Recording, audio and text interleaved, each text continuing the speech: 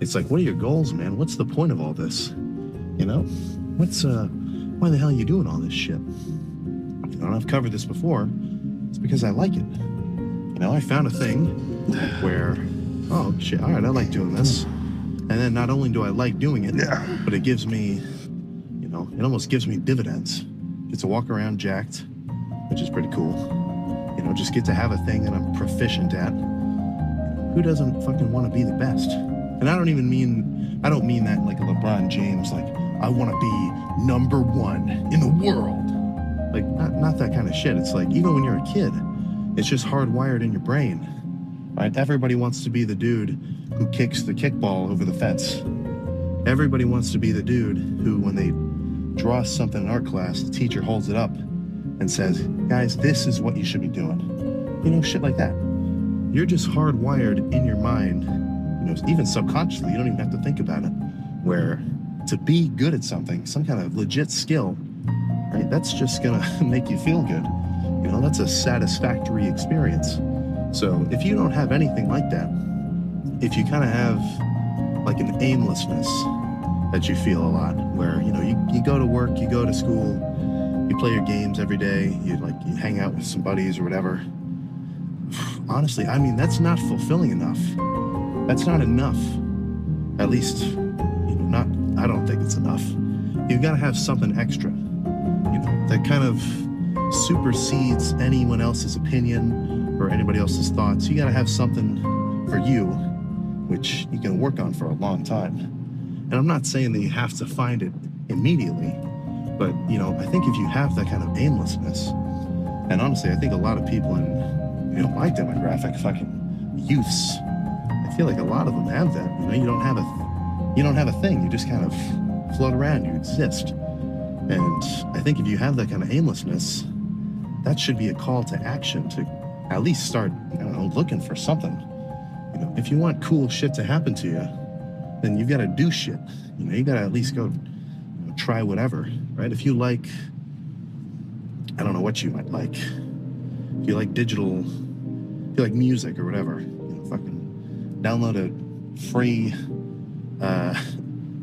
download a free DAW and start trying to make beats or something, you know, or just whatever, right? You're never gonna know if you don't try. I think I just got lucky because it didn't take me long to find some shit where I'm like, okay, I want to do this every day, every year, 4 years on end. So I got a little bit lucky. Quick, something about it had a quick connection between, well, I don't know. For me, with all this lifting stuff, I think it's just a combination of aptitude as well as, you know, enjoyment. So something about it, it's not a challenge for me to just get up, go to the gym, have a crazy lift, come home and, you know, be happy with it. Honestly, I'm happy if that's my whole day. And the rest of it, I just get to chill, you know, or just, you know, do whatever I have to do. So if you can find something like that, it doesn't have to be lifting, but obviously since I'm talking about it in a video, I'm gonna circle it around to lifting. If you can find something like that, then that is gonna put you on a good track to, you know, contentment. I mean, you gotta do something. You can't just float around. You know, I feel like Joey Diaz, you know anybody who doesn't do nothing, they don't do nothing.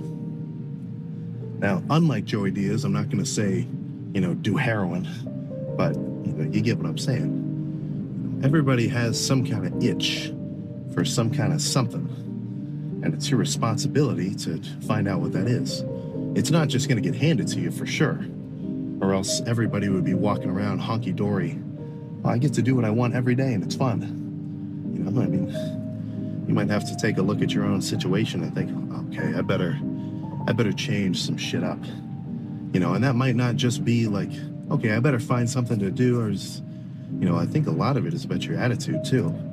You know, how you kind of perceive yourself, others, and whatever, it's gonna determine a lot about how you feel, and that's gonna reflect almost directly with, you know, what you do and how well you do it.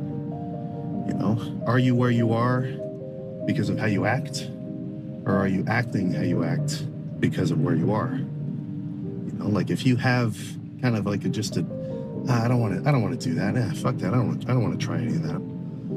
Hey man, you should come to the gym with us, dude. Come on, we're all going. I'm just gonna stay home, man. Nah. Doesn't sound like that guy's gonna get anywhere. At least in a lifting context. You know, I kind of feel a little bit like I feel like I'm magnifying the whole world into whether people lift or they don't lift. But no, you get same thing with anything, man. Hey, dude, come on with us to go do whatever. You know, come with us to. I don't want to. Nah, I don't want to. Not cool. Not cool.